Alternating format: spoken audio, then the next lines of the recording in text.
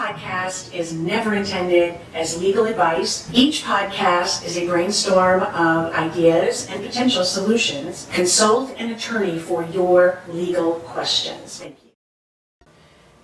Welcome to Lynn's Light. We answer questions regarding issues relative to aging family members, and we creatively find solutions to empower you to manage these changes in life that everybody goes through. Welcome. Today's question is, what do I do when my parents should not be driving anymore? And of course the model answer is you take their keys away. But most of our parents, regardless of what generation we grew up in, are steadfast to hold on to that independent right to drive, or at least independent ability to drive. So taking the keys away is not a reasonable solution in many cases. When I had that problem with my mother, I fortunately could outrun her, meaning that I had far more energy than she did. So I worked my schedule as best as I could and offered trips. Mom, let's go to the store and look for something. My mother was an avid shopper. And she wasn't a good walker due to her mobility, but I could push her around in a four-wheel chair and keep her busy and happy, and at least make her feel as though she was still able to do as much as possible. Then, of course, the great-grandchildren were a magical part of her life, and so I would make offers to take her to see them because I enjoyed that too. It was a preemption to her getting in the car and driving on the freeway, which wasn't a good idea.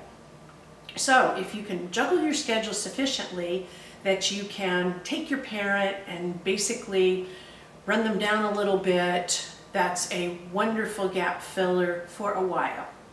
That doesn't stop your parent getting in the car at 6 in the morning, coming home with yellow paint on the side of the car, from where we'll never know, or your parent zooming off to the children's museum with some of the great-grandchildren, and whoops, we forgot to take Auntie Lynn, so that there was more than one person there. So the next step, which is a challenge, is having your parent take an exam to test their reaction times. And we fought my mother for months to get that done.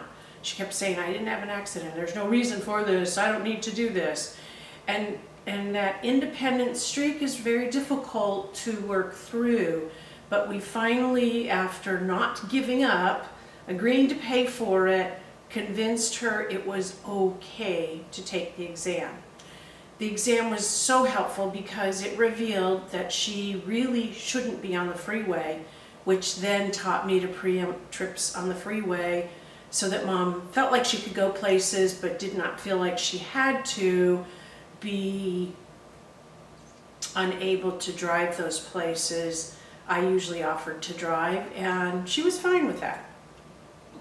The next higher level of taking away driving privileges, or at least minimizing them, is to ask a doctor to write a letter to the motor vehicle.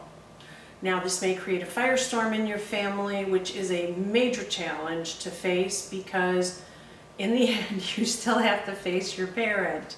So we never chose this option. However, we have sent letters asking motor vehicle to require someone come in and take a test. And that is perfectly reasonable.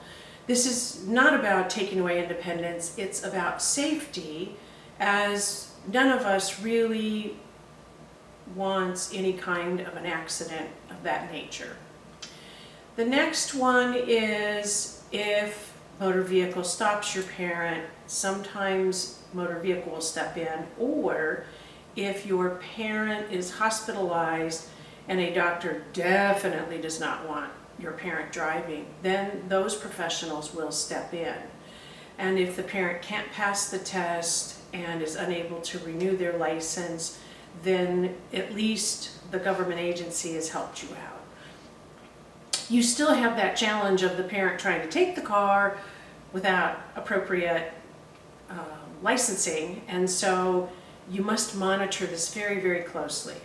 We now have many more options available to us, such as applications for people picking up your parents and taking them somewhere that are safe, that are not expensive, and that do not require a long wait.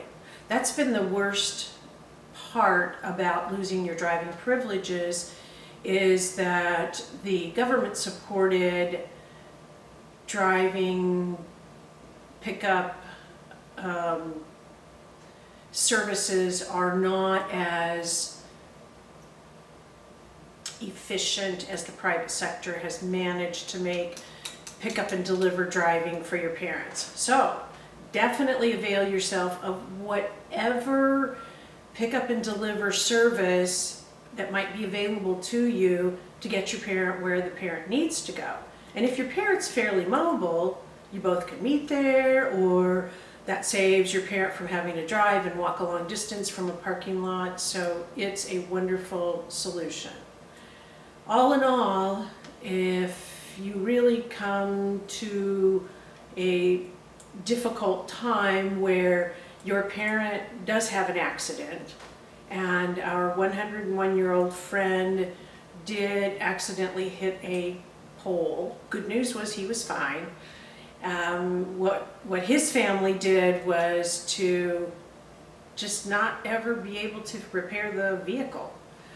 And so that took care of the driving, because at 101, the individual driver really wasn't interested in buying another car. So when your parent is unable to resolve giving up their independence of driving, you have options that are provided by you as the driver, provided by an independent third party as the driver, options with physicians, options with government agencies, and absolute final is if the vehicle is damaged, just never repairing it again. So welcome to Lynn's Light, and now you have some new tools in your toolkit on working with parents who shouldn't drive.